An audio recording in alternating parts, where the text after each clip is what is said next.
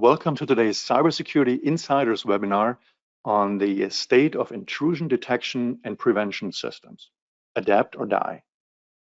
My name is Holger Schulze. I'm the founder of Cybersecurity Insiders, the online community for cybersecurity professionals, and I'm your host today. Today's webinar is brought to you by Enea, and Enea is one of the world's leading specialists in software solutions for telecommunications and cybersecurity.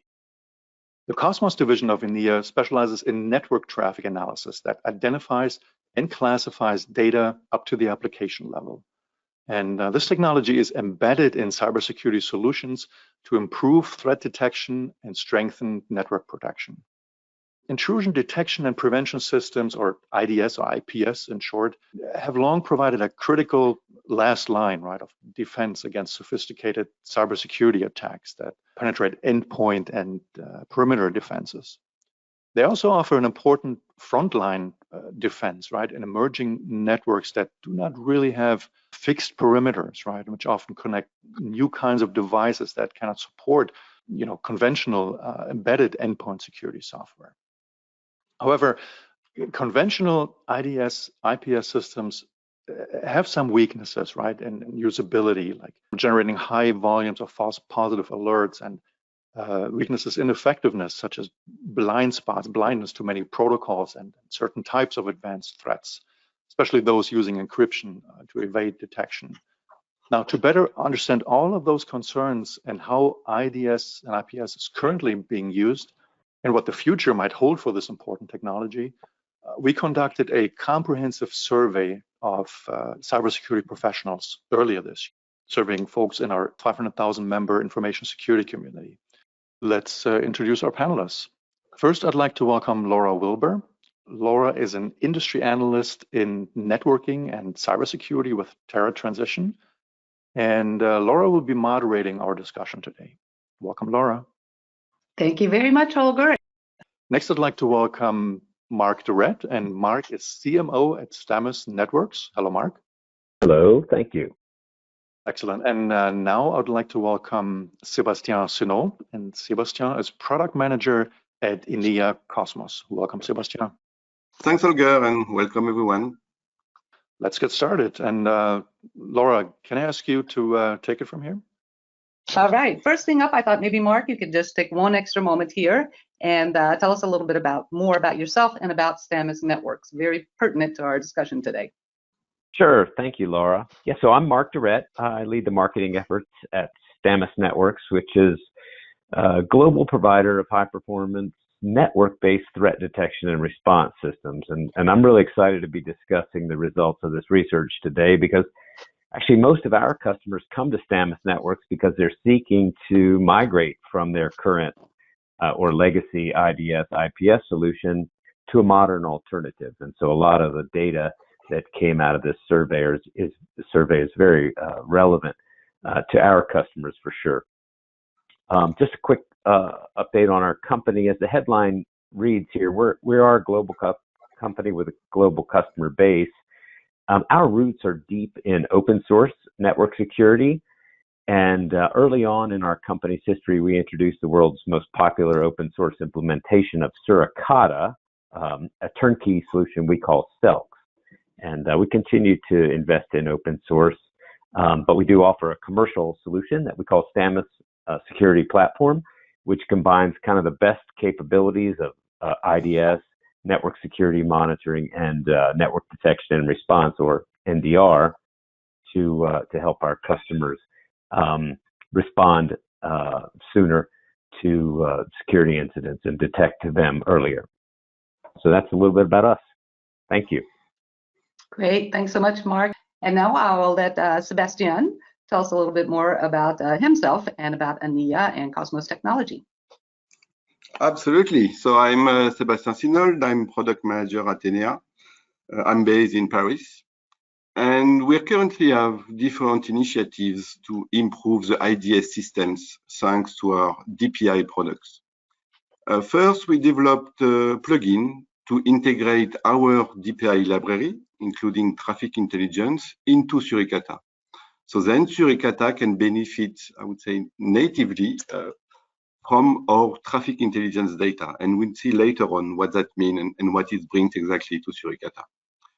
And we had another initiative where we have developed a rule engine as part of our DPI SDK, which is capable to execute Suricata rules. So we can provide a full software development kit to our customer for them to build easily an efficient IDS. And I would say in both cases, the goal is similar. The goal is to enhance Suricata by providing advanced traffic visibility. Fantastic. Thanks very much, Seb. And once again, also very thrilled that you can join us for the discussion today.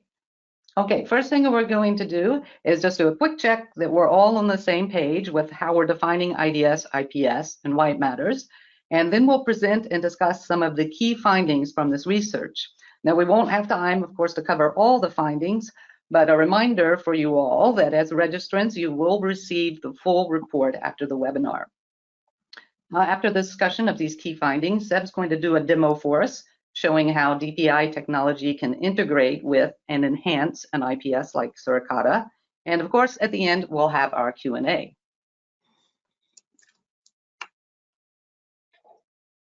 So now let's go on first with our definition, what we mean by IDS, IPS. Well, to put it simply, it's a technology used to detect and block threats by analyzing network traffic flows. And IDS detects threats in two ways. One, by matching signatures to known threats, or two, by detecting anomalies that could indicate unknown threats. Now, this detection can be offline for IDS, which can produce alerts, or inline for IPS, which can also block threats in real time. Now, the whole goal of this network-based approach is to catch threats that have evaded or simply just cannot be detected by endpoint and perimeter defenses. Now, these types of tools may tell you that everything is fine, but IDS can say, nope. Now, why is this so important? Well, we know from the unending stream of high-profile attacks like these, just for the first part of this year, that endpoint and perimeter defenses are not enough. We also know that perimeters are beginning to disappear anyway, and that unmanaged devices are becoming more common. So network-based defenses are really, really crucial today. And now, with that groundwork, let's jump right into some survey results. Now, the first one I thought we'd take a look at is research participants were asked a basic question with an interesting implication. We asked where they deployed IDS, IPS. 65% said on-premise, but an almost equal number, 64%, said on private and public clouds. Now, to me, this suggests that organizations, maybe for the first real sign I've seen for a while, are really becoming proactive about cloud security, and that they're looking perhaps to IDS, IPS to fill the gaps that we have in cloud visibility and security. But I'm really curious how this lines up with what our experts are seeing in the field.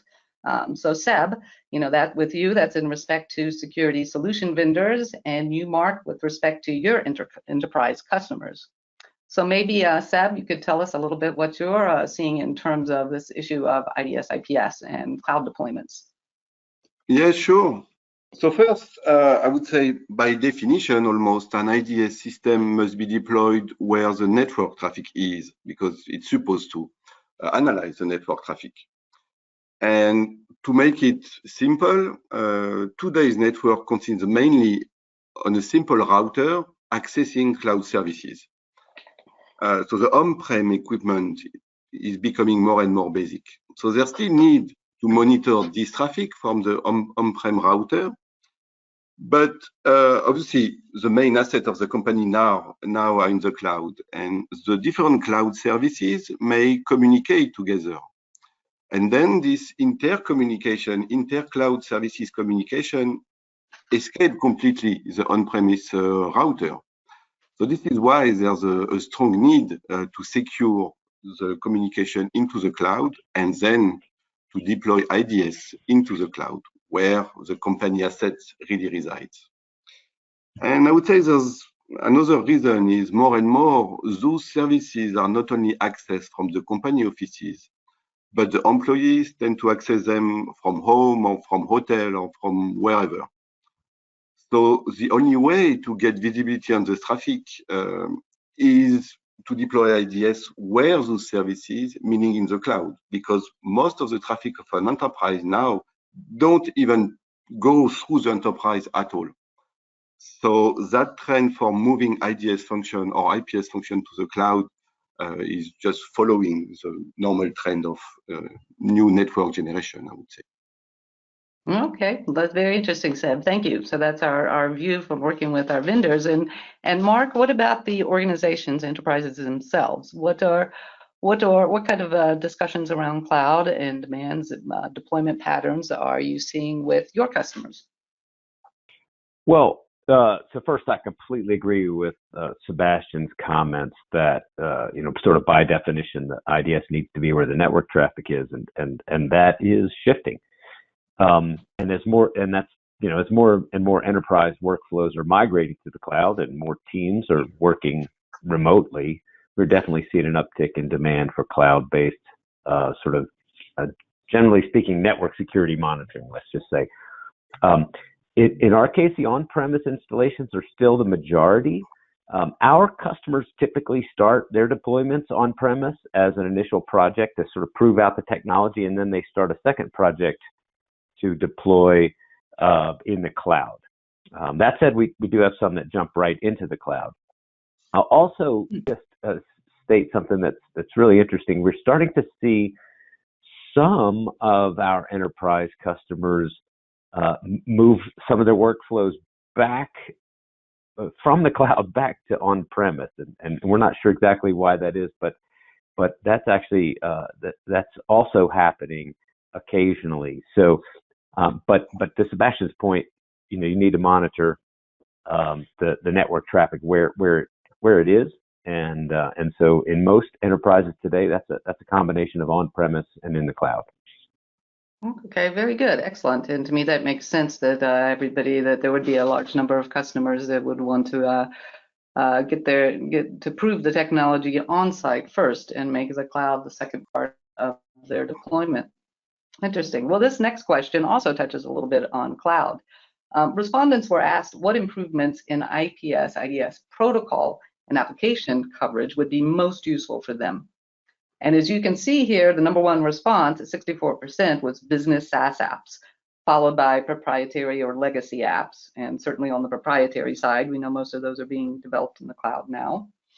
And then the other three as well, communications, IoT, social media, they all point to this sort of consumerization, but also cloudification of enterprise IT, as well as, of course, the convergence that's going on now between IT and OT. So when I'm thinking about these, my question here was for Seb, and I was thinking about, again, the cloud topic. Seb, in your discussions with vendors, are you seeing a lot of demand for integrating the Cosmos software because of this desire for better coverage for cloud protocols and apps?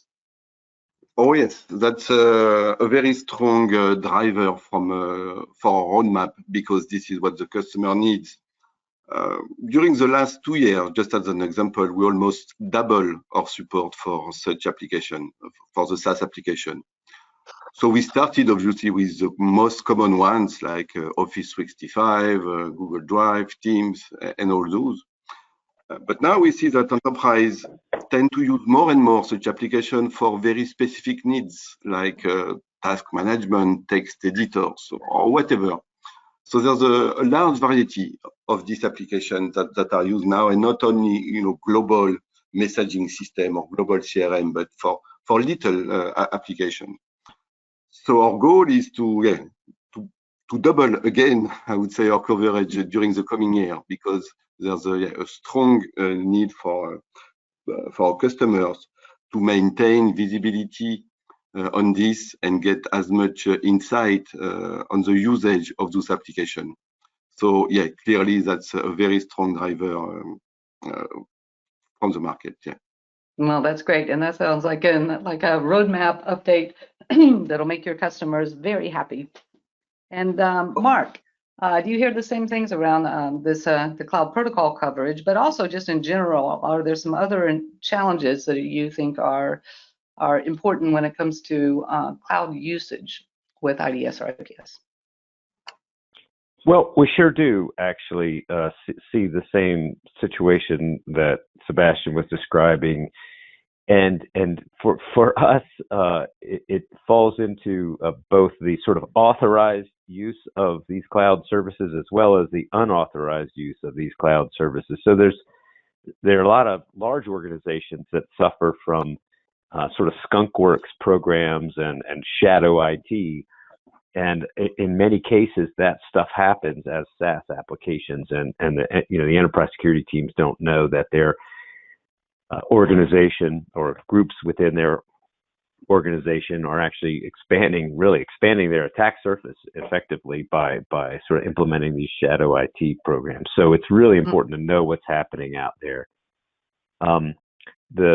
One of the challenges with sort of deploying in the cloud is that the dynamic nature of the cloud means that services go up and down. It can go up and down at any time, and selecting the right architecture is often the biggest problem area for sort of cloud-based network security monitoring, and that organizations struggle to figure out, well, what exact traffic do they want to monitor. They have to make sure the packets they want to monitor get sent to the proper virtual probes, et cetera. And when they're running a hybrid model, they've sort of got to work out where do they want to put their central analytics console. Do they want that in the cloud also, or do they want to keep that on-prem? These are all super problems that are not difficult to solve, but they do add complexity to that situation. Participants were asked if they are using their IDS IPS in standalone form. 39% said yes, but they're also using it in an integrated form with a lot of other types of solutions. And this is definitely an increase since the information I've seen in prior surveys. And this integrated use, looks like it's being led by XDR. And again, we've also seen an increase in demand, certainly from XDR, since the last survey that was done last year by Cybersecurity Insiders on NDR. So here, on the issue of integration, I'm wondering from you two, Seb and Mark, if you are seeing XDR as the most common use case, the most common integration for IDS, IPS, and then also what you think is driving the demand for XDR. So let's see, maybe Mark, once again, you can pick up first, and then we'll go to Seb. Well, so XDR is sort of a loaded term today. It's early in the sort of XDR conversation, I think, and so there are competing sort of definitions of what XDR actually is. From our perspective, we see it. We sort of align ourselves with the Gartner view, which is that XDR is a unified security incident detection and response platform, correlates data from multiple security components, and so IDS can certainly feed into that system. We're seeing sort of the more advanced network security solutions, sort of full-blown network detection and response systems as a building block for XDR. But XDR needs to have telemetry from all the systems in the infrastructure for them to be effective. Yes, and it also, it is also an interesting consideration also, I think, in evaluating XDR to see how closely, network detection and response, of which IDS is a natural part, and endpoint detection and response, which is also looking at, anomaly detection, of how well those are integrated. That's a lot of data and a lot of sources and technology to pull together. And Seb, I was wondering, are you see the same thing? What kind of use cases are people asking you about integrating with IDS, IPS, and XDR? And are there other use cases? Yes, no, absolutely. And we can say XDR and NDR as an extension to IDS. IDS generate a lot of different alerts and different events, and you need, an analytics layer on top of that. to really see what's relevant and where the real threats are. So more and more IDS are not used as a standalone product for sure, but are part of a bigger solution that can be XDR or NDR. And I fully agree with Mark about the semantic discussion we can have about those concepts, but globally having a global solution. And yes, IDS are now integrating in such. For the IPS function, maybe it's less sure because I would say firewalling function must act in real time with minimum latency, and it must be able to take decision by its own. So IPS or firewall still remains a legitimate component as a standalone one because of this necessity to act quickly. But for IDS, yes, I fully agree now. It's the key component and the core component of a global solution, which could be XDR or NDR, yes. Okay, great. Thank you very much. Next topic next question has a relation to that in terms of evolution and the way the IDS, IPS, and the role it's playing is evolving. This was a simple question of what type of functions do you use in IDS, IPS? And the interesting result here is that there's pretty much near parity between a reliance on IDS for threat blocking and for anomaly detection. And this is interesting because even as recently as just about a year ago in a 2021 survey, 74% of respondents found that anomaly detection in network traffic analysis, or NTA, was the primary strength of NTA over IDS, IPS. So is about the maturity level of anomaly detection with IPS, IDS. Is it improving and improving very quickly, or with these improvements being native to IDS, or is there still some external enhancers like machine learning components, based on anomaly detection that need to be paired with IDS, IPS? Yeah, so this is an interesting question, and I find the data interesting because we typically don't see anomaly detection associated with the legacy IDS solutions. In fact, there's been sort of a distinct lack of innovation from the traditional commercial IDS players, and so we tend to see this functionality of anomaly detection associated with systems that are analyzing protocol transaction and flow records and doing deep packet inspection, much like a Enea solution is capable of doing. Now, with newer network detection and response systems, which sort of used to be called NTA, I think, before Gartner co-opted the NDR term. We're beginning to see big improvements in anomaly detection from both heuristic and machine learning techniques. And interestingly, the anomaly detection is still not incident detection. So anomaly detection, very interesting. Yeah. It's necessary, but it's not sufficient and many of these systems generate a lot of noise, because not every anomaly is, in fact, an incident. So in the more, you mentioned maturity. So in the more mature of these systems, however, they have mechanisms to help the security practitioner sift through these anomalies to find the ones that they should be paying attention to. That is, which of these anomalies represents a serious and imminent threat to the organization. So I think there's a wide spectrum of maturity levels in the solutions that are out there. Very interesting. But let's look first here at encryption.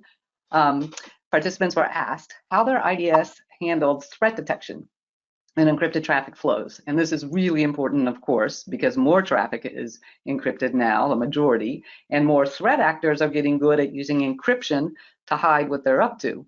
So as you can see, the respondents reported using 4 different techniques in about equal proportion, from analyzing remaining clear data, using a threat intelligence database, a specialized encrypted traffic classification tool, or using a proxy and just encrypting so you can see what's going on. So for this question, Seb, I thought we would talk to you because I know that encrypted traffic classification has been a focus of the Cosmos product roadmap for quite some time.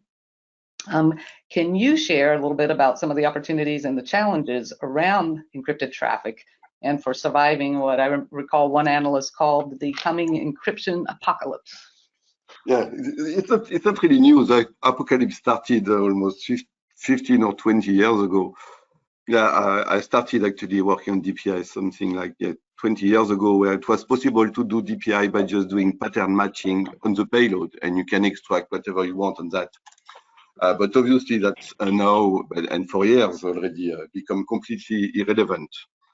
And there's new trends, new challenges like TLS 1.3, where even the server certificates are now encrypted, making the categorization of traffic even more difficult.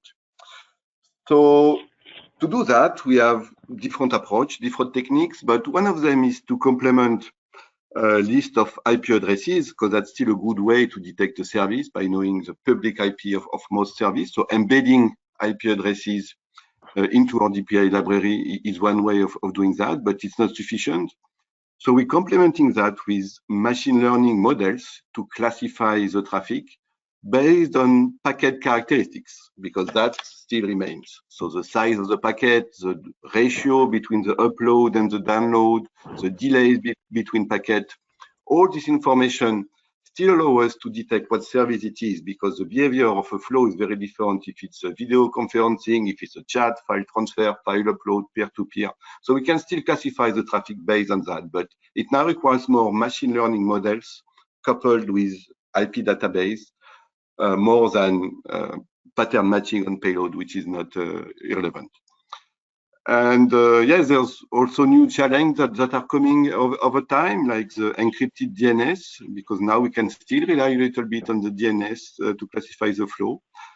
But that probably in the coming years will disappear. So that's why we invest a lot on those machine learning models that allow us to keep visibility on encrypted traffic. So the trend is not new, and there's always new challenge coming in. And clearly, that's our focus to maintain the visibility for our customer, even in this condition. So it's an apocalypse, but if you take it the right way, there are solutions to fix that. Well, that's fantastic, and that's good to hear that all of that research is taking place. That's going to be it's a very difficult challenge, but it sounds like there's some really innovative strategies being brought to it. Now, we're going to come back now to the anomaly detection and the issue of like alerts and knowing when an anomaly is innocuous or when it's a true threat. And that may be, it's hard to tell here. The number one was what you'd like to improve about your IDS, IPS, was improving detection of anomalous and evasive traffic. I wonder if all of that is just finding it, or then we get on to the next two, which are about alerts. If you find an anomaly, making it more meaningful. Here we have coming in number two at 45% was more definitive declarations, more meaningful alerts. And then 42%, of course, was automatic alert triage. So, Mark, we'll come back to you on this since we were discussing this earlier. In one, what would you tell a CISO about how they could evaluate whether or not a proposed solution is good at anomaly detection? And then in general, just your other thoughts about alerting quality and with a tool like that's just open source like Suricata. Yeah, sure. So great question, Laura. I think there are two elements that a CISO should consider here.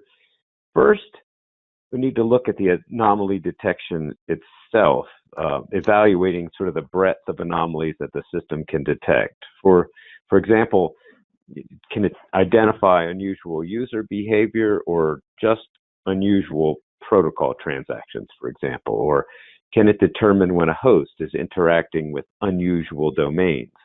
So there, I think most suppliers can explain sort of the types of anomaly detection that they offer, and it's important to sort of look and see whether that's the type of coverage that you need in your environment. And next, you need to evaluate the system's ability to automatically triage all of these anomalies to help the practitioner find those which present serious and imminent danger. As we mentioned before, that's because not all anomalies are actually bad. And not all bad anomalies present serious and imminent danger to the organization. So you really need to look closely at the solutions to see what sort of tools they have that enable the security practitioner to quickly assess the situation and get to the bottom of it. Okay, great. That's very helpful. And Seb, I was just thinking about all the contextual data that comes with the Cosmos Advanced DPI technology and what that could do for alerting. But you're going to address that in our demo in just a moment. So we will wait and pause on that, let you address that during the demo. And for the moment being, though, I'm going to have Mark take our last question before we go into the demo. And for this one, we can see that we asked everybody, what's your confidence level in the future of open source, particularly like Suricata and Snort, and 50% are fully confident in the future, but a significant number, 40%, are uncertain. So for you, Mark, maybe you could say a few words before demo about what do you think is going on here? Why the uncertainty? I think these results are actually a substantial endorsement of open source. That's partially because that I've seen the research and the response to the first question in the survey. Many organizations are likely using a system that's largely built on open source platforms, but they don't actually know it. They don't realize it. It's a commercial system. Yeah. I'd say we should probably look at those who responded with yes and don't know, combined together to think about, what's the actual number supporting the future of the open source world. But there's a tremendous amount of innovation taking place in the world of open source security, in particular in network security, and it's increasingly a popular option for many organizations. Even very, very large multinational organizations who can afford to invest in expensive commercial solutions have chosen to build their own systems based on open source software, such as Suricata and the Elk stack, for example. Yes. The appeal of open source is that it's fully customizable, right, and it's free. So it can be a great cost-effective start or way to get into a new solution, and in the right circumstances can provide the enterprise with significantly differentiated capabilities when managed appropriately with internal resources. I would say one more thing that we've heard from a number of these organizations, that the total cost of ownership associated with a sort of build your own system is almost always significantly higher than they anticipated. So when you're evaluating the true cost of a project, it's important to factor both the direct and the indirect costs associated with owning and maintaining and innovating on top of this homegrown solution. Yep, I totally agree. I've always seen the same thing, and I think that's an interesting point and very valid that you bring up about the fact that how many people, not just in this survey, but in general, don't realize how many commercial solutions take this base of open source and build fabulous solutions on top of it. So great, thank you. And now we can get to our demo phase. Okay, so prior to the demo, I would like to display just a couple of slides to explain the demo context, how it's set up, and what we're going to show. So first of all, an overview of what I'm going to demonstrate now is actually a Suricata, the output of a Suricata enriched by our traffic intelligence.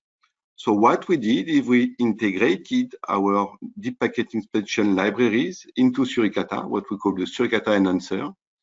And then the Suricata is obviously providing what it usually provides, all the different alerts and flow information.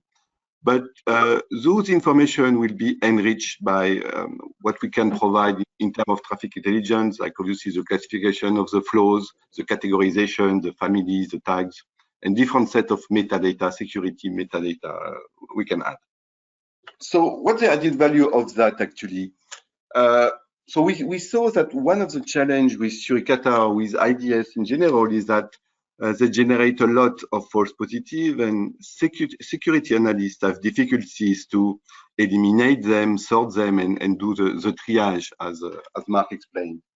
So having this information about the classification allows analysts to focus only on the untrusted traffic.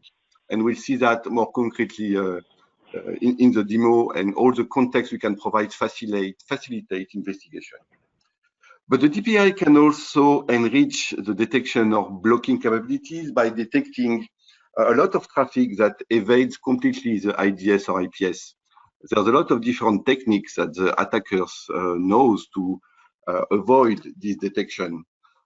Like there's a lot of websites that evade traffic, or the domain fronting techniques to make a communication look like something legitimate where it's actually not, anonymizer to hide yourself, or a lot of traffic like cryptocurrency, peer-to-peer that you don't want to see on your network, and it's difficult to detect with traditional IPS or IDS. And that's also something that is a need from the market to enrich and strengthen the IDS. And more globally, providing a lot of insight, a lot of metadata for each of the application, even if the application are not standard, non-standard protocol. Providing all those metrics allow a better triage as well, but also allow to build machine learning models that are more efficient. Typically, machine learning models need to have as much data as possible to work properly. And enriching the output of Suricata with such data facilitates that work and make it more efficient. So how that works?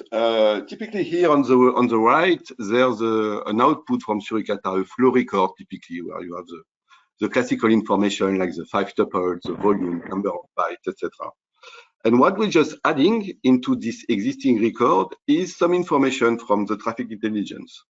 So typically what we call the protocol path, which is the full encapsulation of protocol, and where Suricata will stop HTTP and a standard layer, we will classify a lot of what HTTP traffic it is. And here we see that it's something hosted at Amazon, and actually the application hosted at Amazon is Instagram. Then we have categories, obviously, of traffic families. So Instagram is a social media, mainly working on mobile and enforcing TLS encryption. So that's just one example, but obviously we support 4,000 different protocols, and with a strong focus on all evasive traffic, like any type of non-corporate VPN, HTTP injector, also a way to fake the packets to evade the protection, different type of tunneling like DNS to TCP. So we have a strong focus on that to enrich the IDS.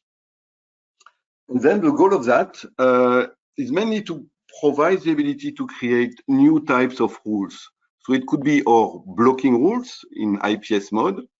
So transforming Suricata into a next generation firewall where you're able to block applications such as torrent, for example, but any type of application, part of our 4,000 different applications we support can be blocked individually or per family, because we have categorization of traffic. So you can block all peer-to-peer traffic, all cryptocurrency, all gaming applications, for instance. So that's, I would say, a strong, very differentiating feature, being able to block categories of traffic based on the application detection.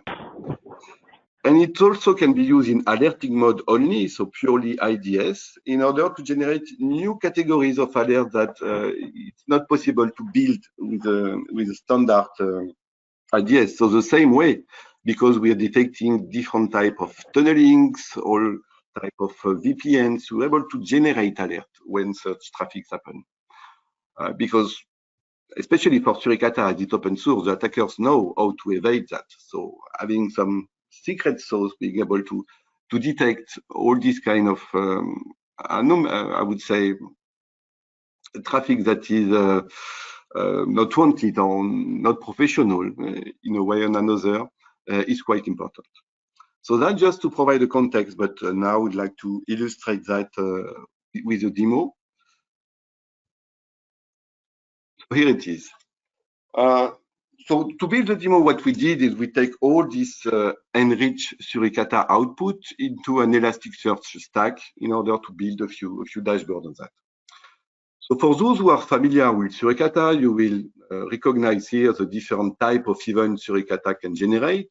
So the flow event, so you have one record per flow, alerts, which is probably the more important, the different protocols anomaly, and for different type of protocols. So Suricata supports roughly 20 protocols. You can have specific metadata for that, but only for 20 protocols, which is quite limited. Here you see the different event in times, and here are some details about the event. So all that is, I would say, natively from Suricata. What we are adding is the category of the flow here, the application itself, and the full protocol path, as we see in the previous slide. So we are enriching the Suricata output with this information. And what is for? So for instance, for TLS application, we saw previously that encryption is a big challenge for detection of malware or anomalies, because it's encrypted and Suricata will only see TLS traffic here. Suricata is quite blind on TLS traffic, so if I focus on the TLS traffic, you can see here, thanks to the deep packet inspection, that we're able to split this traffic and still identify which application it is. So obviously there's a large set of applications that working on top of SSL or TLS layer, and here we see a few examples. And even more than that, if I focus on that, if I'm looking at Netflix, we can see that okay, Netflix here is identified on top of HTTPS. But Netflix can also be sometimes hosted on Amazon. So in that case, obviously IP detection doesn't work because the IP address of the traffic is an IP from Amazon, but we're still able to detect that. And sometimes the the Netflix traffic comes from a CDN. Here it's Akamai, and here again we're able to identify that. So why is it important to detect Netflix? Netflix, you probably don't care for IDS, but it's a way to discount false positive. I would say all the alerting you have from your Netflix traffic, all the record regarding your Netflix traffic, you don't care. It's a trusted application. So by being able to identify that, whatever way it is accessed on the network, directly on Netflix servers, through CDN on top of Amazon or whatever type of tuning you have, we're able to detect that and say, okay, this is safe, this is Netflix. So you're free to maybe block Netflix on your enterprise if you want, but if you want to leave it open, you don't really care about attacks on that. That's one angle of that. But on the other hand, we here classify the traffic per category. If I look at cryptocurrency, for instance, we see that we detect some cryptocurrency flows here. And Suricata, even with the latest sets of alerts from emerging threats, and what Suricata provides by default, it's not identified as an alert. So this type of traffic just evade the protection. And we're able to detect that. And if you have crypto mining in your enterprise, probably safe to close that. Same thing for all the different evasive traffic, the VPN, the tunnelings, all these kind of things. We see that we're able to detect many types of different evasive methods to go through firewalls and not being detected by IDS. I take the example of UltraSurf here. We see that there's absolutely no alert on that. So DPI is able to detect things that an IDS will not be able to see. And that's what an important topic for that. Also, our coverage for application is for industrial protocol, which is also a concern to protect what we call the OT traffic. That's also quite critical. All the different machines or all the industrial control systems must be monitored closely. And where we see that, okay, Suricata is able to detect DNP3 and extract metadata, and of that, that's the only industrial protocol is able to detect, where there's many other ones that are able to be detected thanks to our DPI. So we cover more than 50 different industrial protocols here, and that's a great help for analysts as well. We saw that another pain point is the triage and how to discard the false positive and focus on what really matters. So thanks to the classification, you can quite easily focus on what has not been identified as a trusted application. So every time we have unknown TCP payload, unknown UDP payload, HTTP or DCRPC, SSH, where the application has not been identified, this is something that you need to really take care about. That's very critical.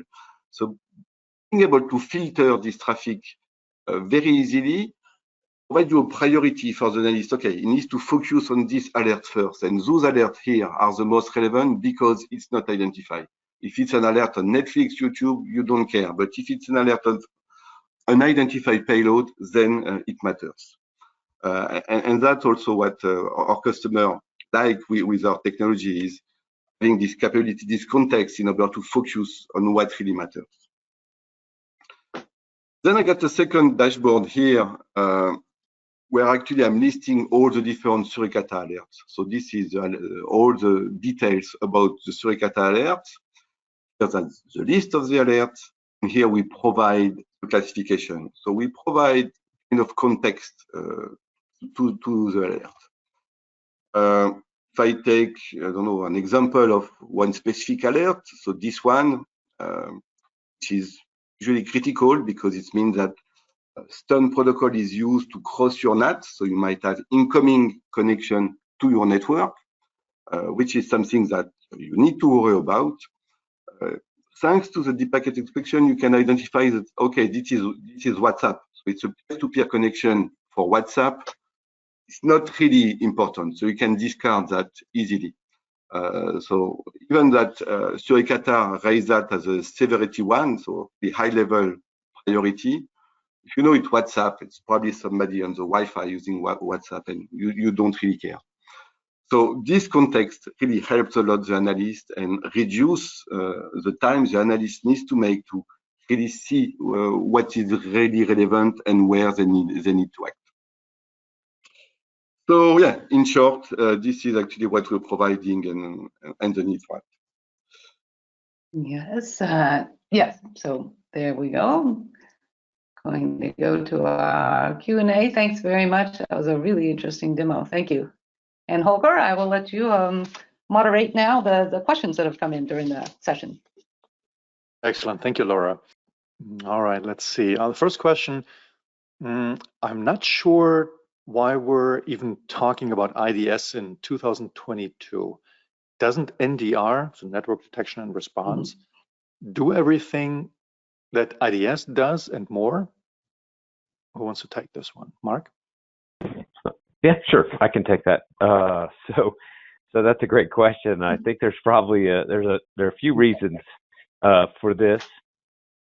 First, many large organizations, for many large organizations that we work with, the alert logs generated by their IDS is considered crucial evidence in their incident response. And unfortunately, the most popular NDR systems out there don't actually produce this crucial evidence. So organizations that are reliant on it are still deploying IDSs to generate those logs. So that's an interesting data point. And then secondly, some of the NDR systems are actually built on a foundation of IDS and network security monitoring data, flow logs, and transaction logs. And those have really advanced the state of the art by combining sort of the best of all those technologies, the IDS, the network security monitoring, and the network detection and response to create sort of a superpower system. And then thirdly, I think the innovation from companies like Enea, Cosmos, like you just heard from Sebastian, amazing technologies. In the work that companies like mine, Stamus Networks, are doing, they're bringing a new set of capabilities to sort of what was otherwise a pretty stagnant IDS space. So I guess that's how I would answer that. Excellent. Thank you, Mark. Let's see. Seb, do you have any comments on that particular first question? No, that's clear. That also for me, efficient NDR needs to rely on an IDS. There are some NDR that only relies on logs from firewall, for instance, but they are very inefficient, mainly due to encryption. If they just see IP addresses, it's not sufficient to build a proper detection. So for me, yes, to build an efficient NDR solution, you need to have as a core component an efficient IDS. And I fully agree with Mark on this. Excellent. Thank you, Seb. Now, the next question, Your research seems to indicate respondents, looking for IDS to do more than it was designed to do. Is anyone actually doing any IDS innovation? Maybe I'll jump in on that one again. I think I sort of already covered this, but frankly, the legacy IDS vendors are not doing much in the way of innovation. But as I did mention earlier, there are a number of smaller companies, including Enea, Cosmos, and Stamus Networks, that are doing a lot of innovation in terms of anomaly detection, data correlation, protocol detection, false positive reduction, event triage, and other areas, while still maintaining the sort of goodness that's part of an IDS, those IDS logs that I just mentioned, they're crucial in many organizations.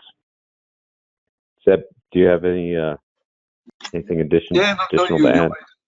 The coverage for better detection is obviously a topic of innovation where Stamus is leading on that. And there's also needs to filter out the data, because IDS can be quite verbose, and the performance remains an issue when it's come to large throughput. So the ability first to improve the performance is an important innovation topic with technologies like DPDKs and fast packet processing, but also a way to offload as much as possible the databases and the SIEMs that are on top of it by offloading by applications and discarding what's not relevant. So there's a lot of innovation also on that topic. Where obviously Enea is helping and is innovating also in that. Yeah, absolutely, I agree. Excellent. Thank you, Seb. Thank you, Mark. The next question: if my organization has budget for renewal of our IDS license, how should we decide if we should renew or look for something new? Mark? Okay, so we deal with this quite a bit with our customers, and what we found in working with them is when they're trying to allocate budget for the project, whether it's a renewal or a new project, you really kind of need to answer three essential questions. First, how much longer do you have with your current IDS and IPS? That is, when is your system up for renewal? The second question is, at what point will this legacy IDS IPS sort of no longer be enough? If the threat landscape has sort of outrun the capabilities of your IDS IPS, then that's a really important consideration. And the third question is, are there any staffing issues impacting your operation of these legacy IDS IPSs? For example, are you not able to triage all the alerts, for example, that come in? I mean, we talk to a lot of companies that sort of take a store and ignore approach, right? They store those alerts, but they ignore them until there's been some breach that they've been notified about through some other mechanism. So I'd say you really need to look at those three essential questions.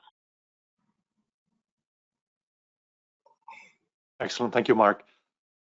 Let's see. The next question: you mentioned XDR as possibly taking over or absorbing the functionality of IDS IPS. And I thought XDR was really more of an extended version of endpoint systems. Can you explain how this might happen? I'm happy to take that one. Again, Sebastian, I hate to sort of jump in if you're okay. Please do, Mark. Okay. Well, so some people do see it merely as an extension of their endpoint detection and response, or EDR systems, but others also see it as a natural extension of their security information and event management system, or SIEM, or their SOAR. But sort of the way we look at it, it's much more aligned with a concept that's called Open XDR today, starting to gain some traction. But it's a unified security incident detection and response platform that sort of automatically collects and correlates data from multiple security components. Network is one element, endpoint is another element, server logs, etc. So I think the possibility of sort of XDR taking over or absorbing the functionality is maybe a little bit misguided. in that sense, and that the XDR is sort of it's a higher level than sort of the network detection and response piece itself. It sort of takes on a more holistic view. So that's where I would answer that. Yeah, absolutely. And yeah, I see also to the reason first, if you have a malware on a machine, the first thing the malware will do is probably deactivate your endpoint security system. So you cannot really rely on that if it's too late. Once again, the truth in the network, because you cannot hide yourself from the network. And the other challenge is due to the variety of devices on an enterprise, especially with connected device and all that. It's very difficult to add endpoint system in each and every device, in your printer, in your camera. It's just not possible. So once again, the network is probably, and it's clearly the best way to have complete visibility and control over your network. So XDR is not cannot rely only on endpoints. That is not true. It's a good source of information, but it's not sufficient. It has to be complemented with IDS. That makes perfect sense. Thank you, Mark. Thank you, Seb.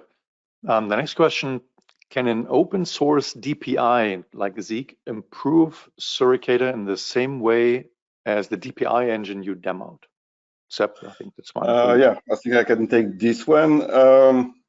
So Zeek is very powerful because its scripting engine is very efficient to analyze payload and make specific things.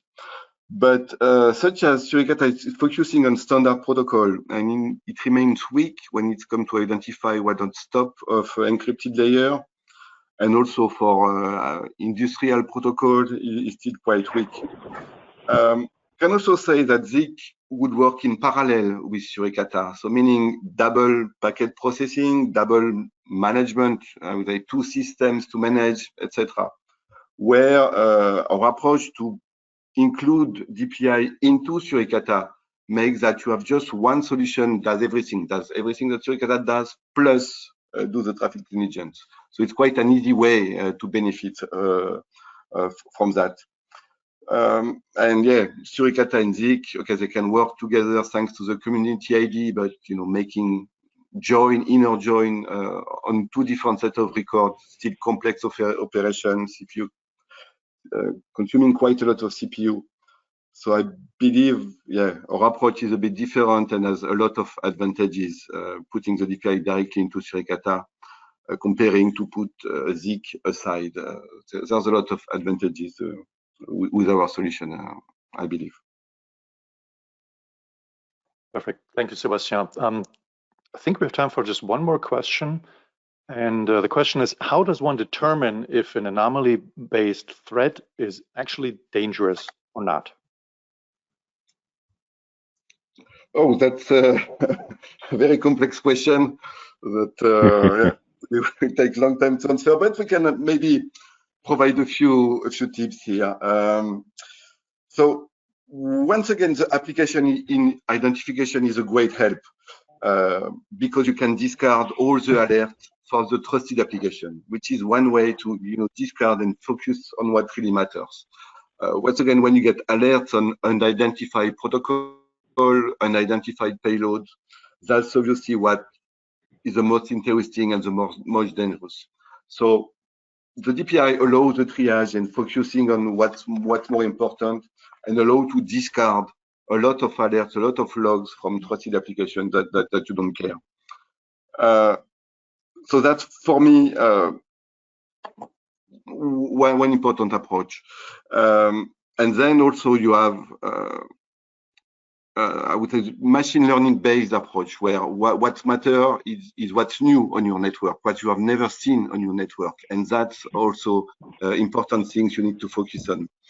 And here the granularity of the identification help for that. If you have 90% of your traffic which is SSL TLS, if you get a variation on one of the application on top of that, it will be flooded into all the information, all the traffic. But if we're able to split correctly this traffic, then a variation will be much more easily highlighted. So obviously it's a complex stuff, and Mark can probably complement on that, but we can provide part actually of the solution for this. I think those are great points. Honestly, I don't have too much to add to that, Sebastian. Those mechanisms that you mentioned are, I believe, super effective. And when they're combined with one of the things that we do in our system is support this notion of tagging and classification, and that allows an experienced analyst to create a set of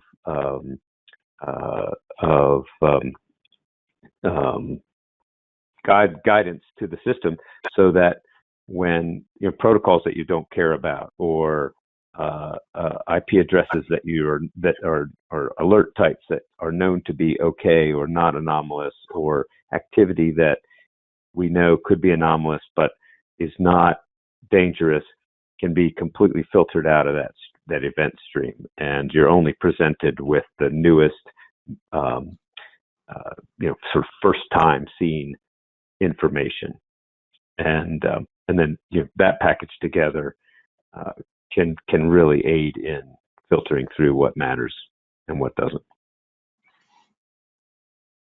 Excellent. Perfect closing statement. Thank you, Mark. Thank you, Sebastian. And yeah, Laura, it looks like we have a couple of links up on the screen, couple of pieces of content. And anything you want to call out here that would recommend our audience to take a closer look at?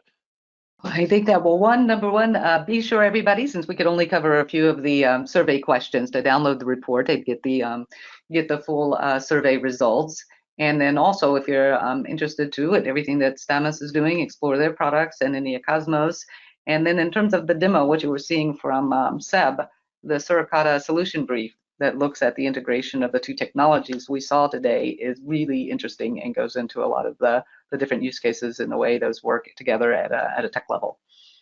And so thank you to the panelists, and thank you, Holger, for the research and putting this together. Excellent. Thank you, Laura. Thank you, Laura, and Mark and Sebastian. Thank you for sharing your insights on intrusion detection and prevention systems. And this was a very educational session, and we got very positive feedback from our audience. So thank you again. Thank you, Holger, and thank you for all the attendees for your time. Excellent. Thank you. Thank you to the audience for hanging in there with us. As we're closing this webinar, thank you all again for joining us. I hope you enjoyed today's presentation. And I hope we will see all of you again at one of our future webinars. Thanks, everyone. Have a great day.